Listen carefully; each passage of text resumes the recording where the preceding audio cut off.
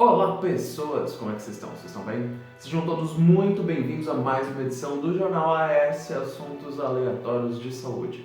E o jornal de hoje ele vai ser bem conciso. Eu vou trazer basicamente uma informação só porque eu queria conversar com vocês algumas coisas sobre essa notícia. Vamos lá?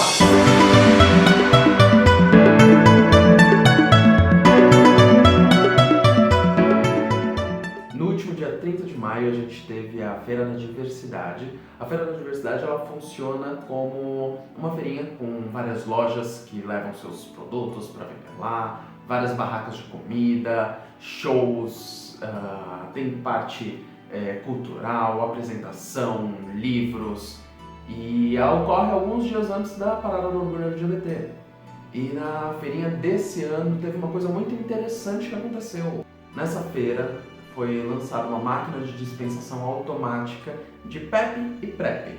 Se você me acompanha nas redes sociais, você já está sabendo o que é, porque eu falei nos stories esses dias. Se você ainda não me acompanha, entra lá, @mcterapias. E a PEP e a PrEP são profilaxias contra o HIV. A PEP é uma profilaxia pós-exposição, depois que você se colocou em uma situação de risco, você acabou se contaminando com material perfluorocortante no trabalho, ou a camisinha estourou, é um comprimidinho que você toma para prevenir de contrair HIV. Já a PrEP ela é uma profilaxia pré-exposição, então você toma antes de se expor, antes de colocar em uma situação de risco. Então é muito comum quem tem alergia a preservativo, pessoas que trabalham com garotas de programa, quem trabalha com sexo. Isso é muito comum e previne de contrair HIV. Então, um é para você tomar para não contrair depois que você se colocou em uma situação de risco e o outro antes de se colocar em uma situação de risco.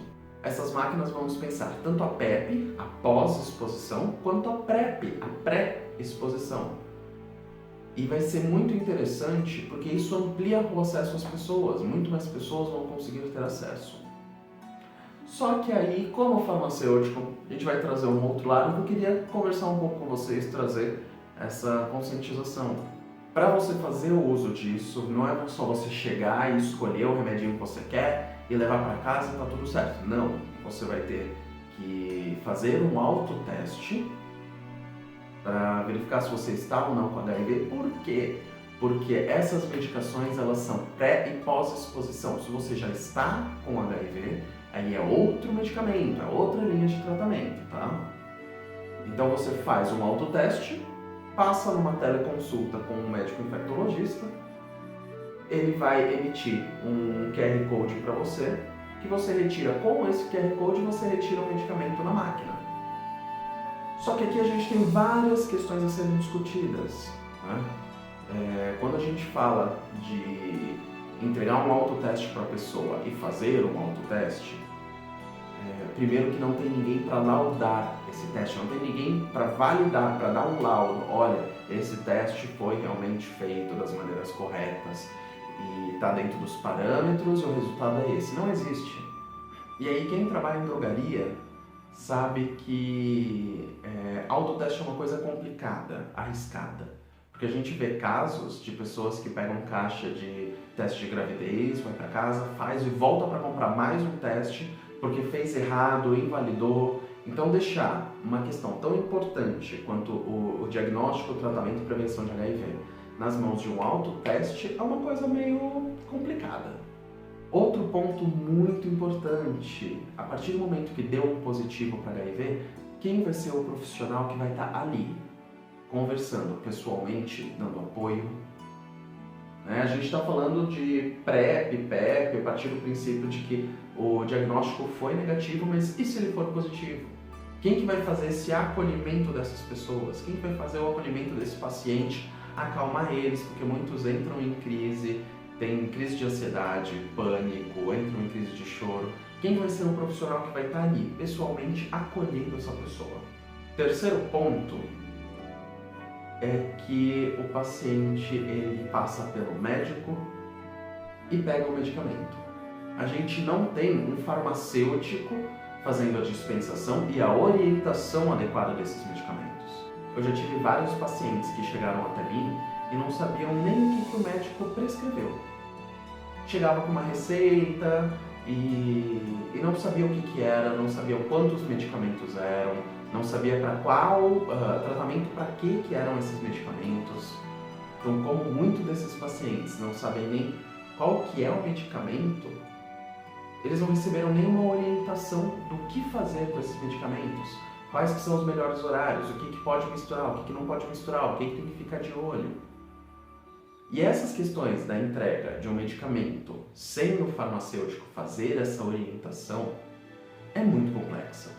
Muitos pacientes têm dúvidas e não chegam pro profissional médico para conversar.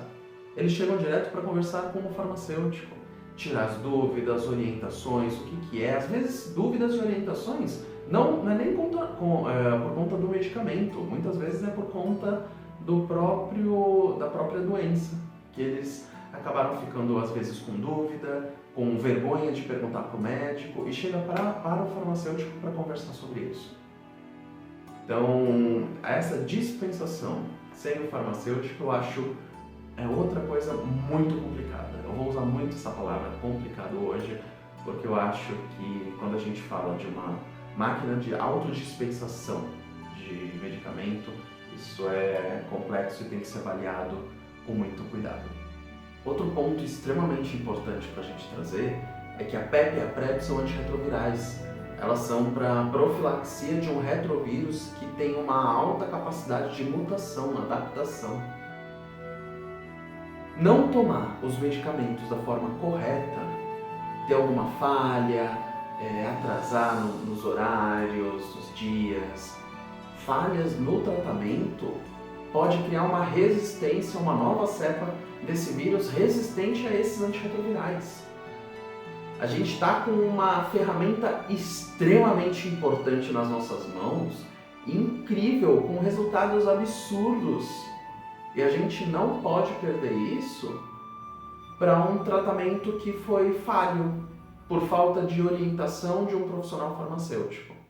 Então, por um lado, enquanto essas máquinas elas conseguem difundir o acesso aos medicamentos, a PEP, a PrEP, que muitas pessoas não conseguiam, a gente tem outros pontos que são muito complexos e que precisam da presença, do apoio, da orientação de um profissional farmacêutico.